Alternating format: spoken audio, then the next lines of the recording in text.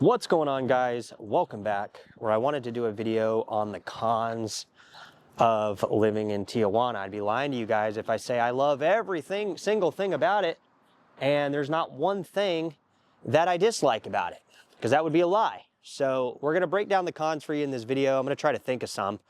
As you guys know, the walk and talk videos are great because we kind of just feel you guys out on the channel and then make a video based on what you like. So the first con, I would say, probably, and this doesn't apply to everybody, but I definitely think it applies to a lot of people that live down here that work in the US, is the commute times across the border.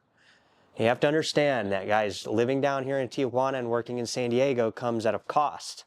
That cost can either be predicated on you getting a second and third job to keep up with the living cost to live on that side, or you sitting in border traffic wait, which can sometimes be over 3 hours. Now, a lot of people say, dude, over 3 hours?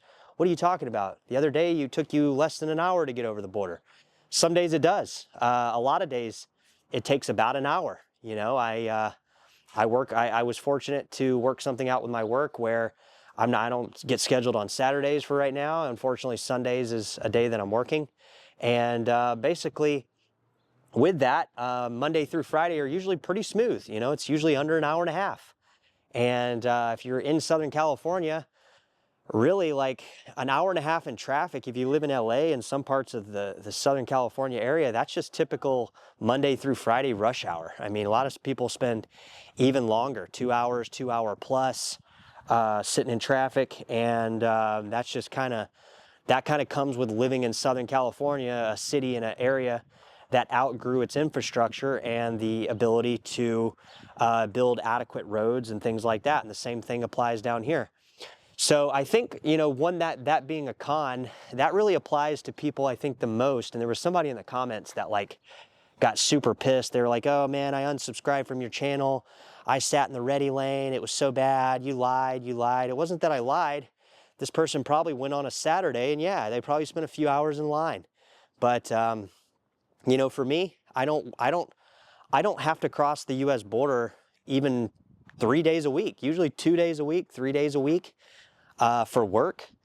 And, you know, I'm willing to sacrifice 2 or 3 days a week for 2 hour wait times if needed to save the amount of money that I save. I mean, the amount of money I save for those two hours that I'm waiting, I would have to be at another job. I would have to literally be at another job to make the living cost to live there. So that's the way I figured. I can either sit in my car for an hour or 2 days a week, or I can work a second or third job 5 days a week to cover the difference in rent. So it's really all how you look at it. Now, I would say a major con where people make the mistake moving down here is if they have to cross the border 5 days a week, and they have to cross the border in the morning time. Like, say you have to be at work at 9 a.m. That's going to be challenging, you know, and that's something I don't think I could do long term. I know people do it. I've talked to many people that do it. There's a lot of people that do it. I personally do not think I could do it. Okay, I don't think I could wait in line 2 to 4 hours 5 days a week. Because in the morning time, you got to think, guys, the people that work Monday through Friday, blue collar jobs or white collar jobs that are living down here to save money, they all got to be at work at 9 o'clock or 8 o'clock or 8:30 or whenever they got to be at work. There's going to be a rush to get across that border in the morning time. Now, how do you avoid that? Well, there is Sentry. There is that, which is a government program that is available for U.S. and Mexican nationals, where you can cross the border in a fraction of the time. But in the morning time, I want to repeat this very clearly. The traffic's bad, usually. If you have Sentry, it might be 45 minutes. If you have Ready Lane, you're looking at 2 hours plus. You know, and I do not think that would be something that I would be willing to do to save, you know, the money I save. And a lot of people move down here. They move down here with good intentions. Oh, I'm going to save all this money.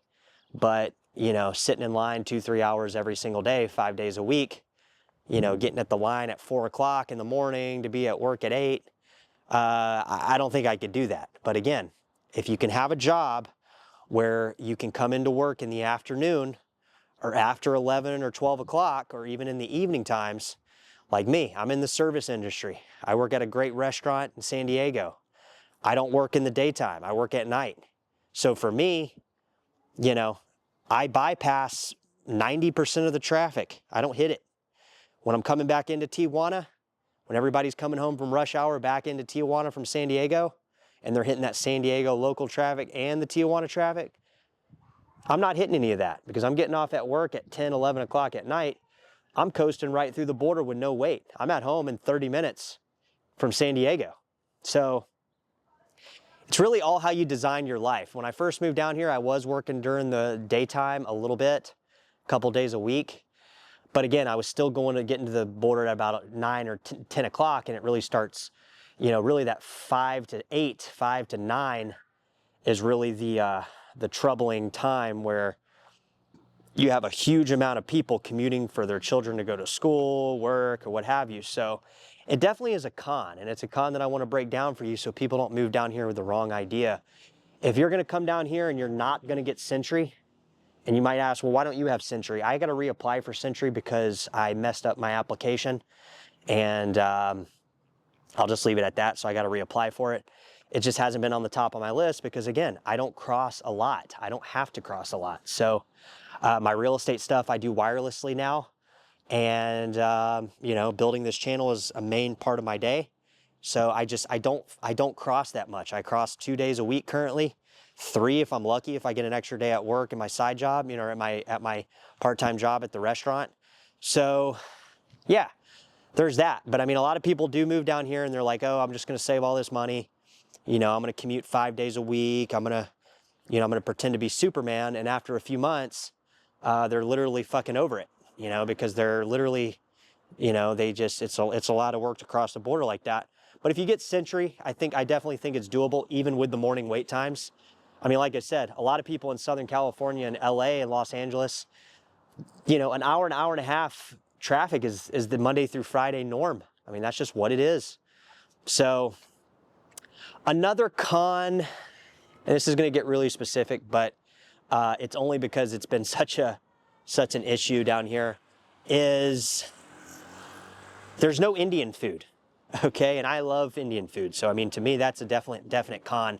There was a place, I'm not going to throw in the name, but a local place down here in Tijuana that is owned by an Indian guy. I went in there, I gave it a chance, but the food just sucked. So there is no Indian food down here. If you like curry and you like that kind of stuff, chicken vindaloo and you know, that kind of stuff, there's no Indian food down here.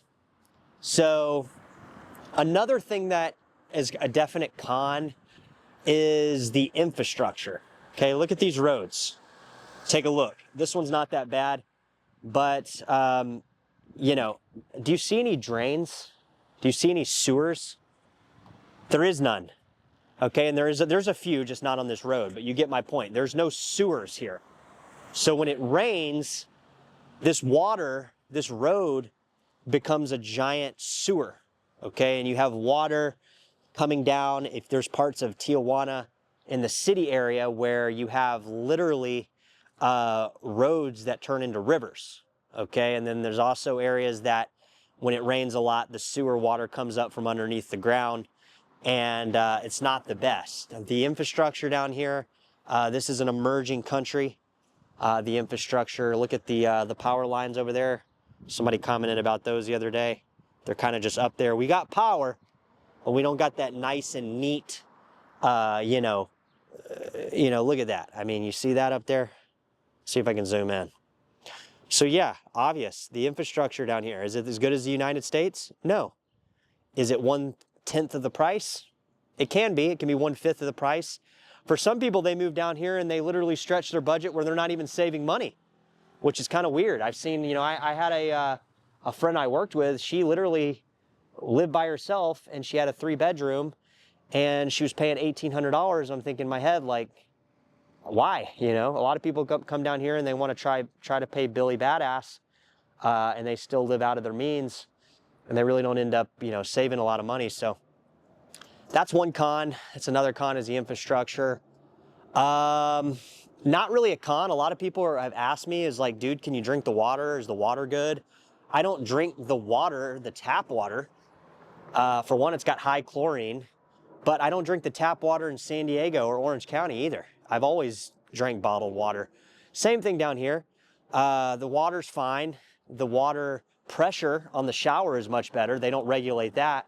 So when you take a shower, it's like a water hose, which is great. I love a high pressure shower head. So there's that. Another con, I'm trying to think here. When I first moved down here, okay, there was some issues with the power. The power would go out, not a lot. It's gone out probably 3 times since I've lived down here, but that hasn't been recent. I haven't had any power outages in months. There wasn't a time where it went out for a couple hours, like maybe 3 or 4 hours. There was also an issue where they had a main water line break, so they literally shut the water down here off for like 4 days. The gym that I went to still had water for like 2 of those days, but for 2 days, no water, man. I mean, it definitely sucks. But again, like, this isn't like a third world country, guys. It's a developing country. So yeah, there might be having some of these issues. However, am I down here starving to death? No, but I am down here saving probably $50,000 a year on living cost, which I'm able to divert into time to build this channel out, and then also time to do other activities like going to the gym. You know, my dog just passed away. I was able to spend literally pretty much every waking moment with him. So you definitely have a lot more time down here, but it comes at a cost with some of the things that I mentioned. No Indian food, crappy infrastructure, you know, the power going out every once in a while. But I mean, again, the power has not gone out in months. It's only gone down like 3 times during some storms that we had. And, you know, past that, I would definitely say the pros definitely outweigh the cons because, again, I'm able to do the stuff that I want to do. I don't have to work 24/7 at a job just to support my living costs to be able to do the same things I can do all the time by subsidizing my living costs due to the geo arbitrage. So definitely think the pros outweigh the cons, but I did want to break down the cons for you. I'm trying to think of some other ones before we wrap up. So not really, it doesn't really apply so much here in Playas because we're near the ocean and we get, you know, the coastal breeze coming in here. But when you get into Tijuana, the city, there's a lot of dirt bikes and a lot of motorcycles. They don't have smog checks here or anything like that. So the air pollution's definitely present. Like you can smell the fuel and stuff like that. So, you know, the air quality, but I mean, near the beach, I don't really feel that too much. They do have some old dump trucks that are diesel. When they go by, they definitely stink, but it's nothing that's like, you know, a complete deal breaker. So yeah, guys, I mean, that's pretty much it. I can't think of anything else that I dislike too much down here. People are friendly, a lot more friendly than the US, I feel like. People take care of one another. They seem to be kind of enjoying life a little bit more. So yeah, if I think of anything else, I'll definitely update you on cons, but as of right now, that's all I can think about. All right, we'll see you guys soon. Take care.